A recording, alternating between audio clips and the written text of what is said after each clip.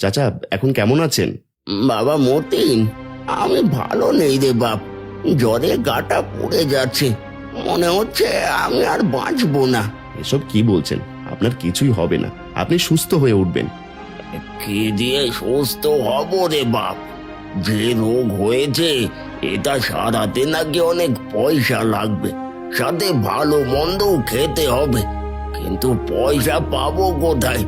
আমাদের মতো গরিবদের কপালে কি ভালো মন্দ লেখা থাকে? ও নিয়ে আপনাকে চিন্তা করতে হবে না, আমি সবকিছু ব্যবস্থা করছি। তো তুই এত পয়সা কোথায় পাবি? শীতের চাদর কিনবো বলে কিছু পয়সা জমিয়েছিলাম, সেগুলো এখন কাজে লেগে যাবে। এভাবে আর আমাদের কতদিন সাহায্য করবি? তোর নিজের সংসার গড়বি না? সংসার কি যে বলেন চাচা, সংসার তো করতে চাই, কিন্তু আমাদের মতো অসহায় মানুষদের দেখে নিজেকে আর ঠিক রাখতে পারি না।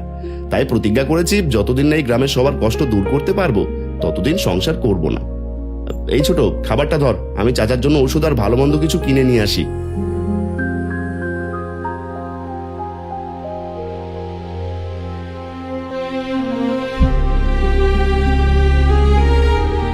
দর্জি নিজের কথা না ভেবে তার সমস্ত জমানো পয়সা অন্ধ ভিক্ষুকের সুস্থ হওয়ার কাজে ব্যয় করে। কয়দিন পর অন্ধ ভিক্ষুক সুস্থ হয়ে আবার ভিক্ষা করতে শুরু করে, কিন্তু দর্জি শীতে অনেক কষ্ট করে দিন পার করতে থাকে। এদিকে সেই রাজ্যের রাজার একমাত্র মেয়ের বিয়ে, তাই রাজা ঘোষণা করে তার মেয়ের বিয়ের জন্য একটা দামি কাপড় তৈরি করতে হবে। যে দামি কাপড় তৈরি করে দিতে পারবে রাজা তাকে অনেক পুরস্কার দেবে।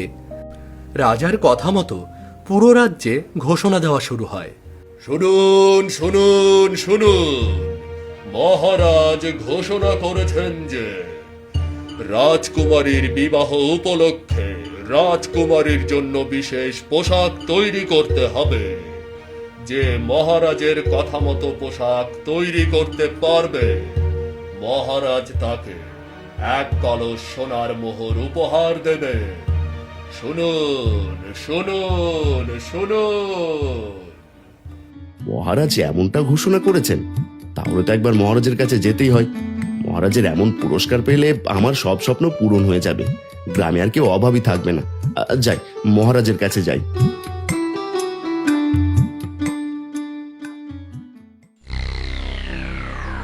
রাজার ঘোষণা শুনে মতিন দর্জি সহ রাজ্যের সকল দর্জি আরো অনেক কারিগর নিয়ে রাজদরবারে হাজির হয়। শোনো সবাই, আমার কন্যার বিবাহ উপলক্ষে একটা কাপড় তৈরি করতে হবে, যে কাপড় বিনা বাতাসে দুলবে, আর কাপড়ের দিকে তাকালে মনে হবে আকাশের তারাগুলো জল জল করছে।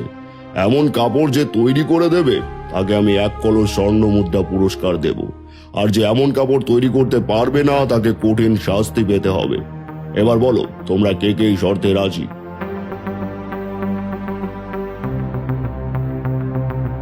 কি হলো, বলো তোমরা কে কে আমার শর্তে রাজি?